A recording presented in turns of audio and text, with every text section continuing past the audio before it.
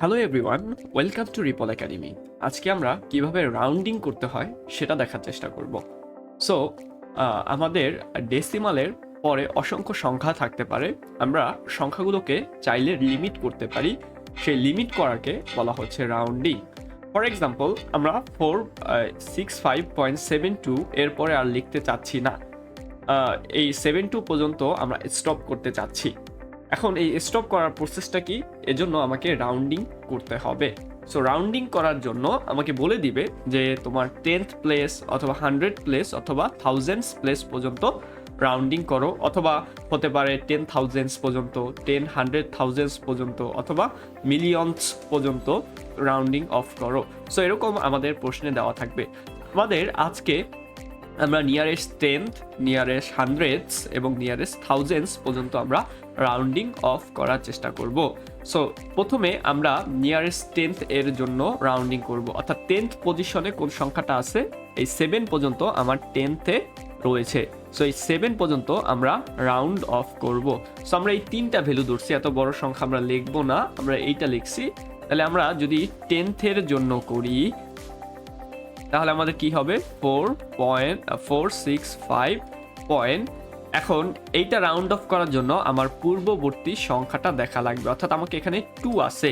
পূর্ববর্তী সংখ্যাটা, যে সংখ্যাটা আমি রাউন্ড অফ করব, তার পরবর্তী সংখ্যাটা যদি 5 এর বেশি হয় তাহলে এই সংখ্যাটার সাথে আমি 1 যোগ করব, আর যদি 5 এর কম হয় তাহলে যেমন আছে তেমনই রেখে দিব। এই ক্ষেত্রে 7 এর পরবর্তী সংখ্যা হচ্ছে 2, যেটা কিনা 5 এর বেশি না। তাহলে এই ক্ষেত্রে আমরা কি করব? এই ক্ষেত্রে আমরা 7 পর্যন্তই রেখে দিব। তাহলে 7 পর্যন্ত আমরা এরকম যদি লিমিট করে দেই তাহলে আমার রাউন্ডিং হয়ে যাবে। এখন আমরা 10th পজিশনের জন্য করি, চলো। 10th এর ক্ষেত্রে হচ্ছে 72 পর্যন্ত, তাই না? তাহলে আমরা 2 পর্যন্ত লিখে ফেলি আবার। ফর এক্সাম্পল 100, আমরা এখন 100 এর জন্য করব। সো 100 এর জন্য করার জন্য আমরা কি 72 পর্যন্ত আসলাম। তো 4, 6, 5, 7, এখন 2 তাকে আমরা রাউন্ড অফ করব। এর জন্য আমার আবার আগের নিয়ম, পরবর্তীটা সংখ্যাটা দেখা লাগবে। এই ক্ষেত্রে 4, যেটা কিনা 5 এর সমান বা 5 এর থেকে বেশি না, তাহলে আমাদের কোনো প্রকার চেঞ্জেস করার দরকার নাই, 2 রেখে দিলেই হইল।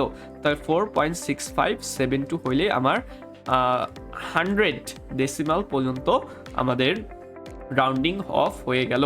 এরকম আমরা প্রত্যেকটা সংখ্যার জন্য, ফর এক্সাম্পল এইখানে 0-র পরিবর্তে 9 রয়েছে, আমরা এটাকে 9 ধরে ট্রাই করব। সো এই ক্ষেত্রে কি হবে দেখো, আমরা যদি থাউজেন্ডসের ক্ষেত্রে করি, এটা হচ্ছে আমার 1000 ডেসিমাল প্লেস নাম্বার। সো এইটাকে আমি রাউন্ড অফ করতে চাচ্ছি, তাই না? তো কি হবে 1000-এর জন্য THOUSAND hundreds, এখানে হবে THS। ওকে, সো হান্ড্রেডস ডেসিমাল পয়েন্টের জন্য আমরা কি করব? আমরা আগের মতনই পুরোটা লিখে ফেলি 465.72।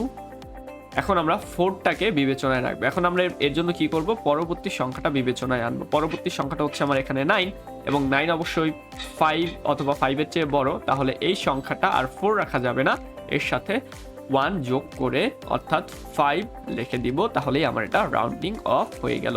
সো এই পদ্ধতি অনুসরণ করার মাধ্যমে আমরা খুব সহজেই রাউন্ডিং করে ফেলতে পারবো।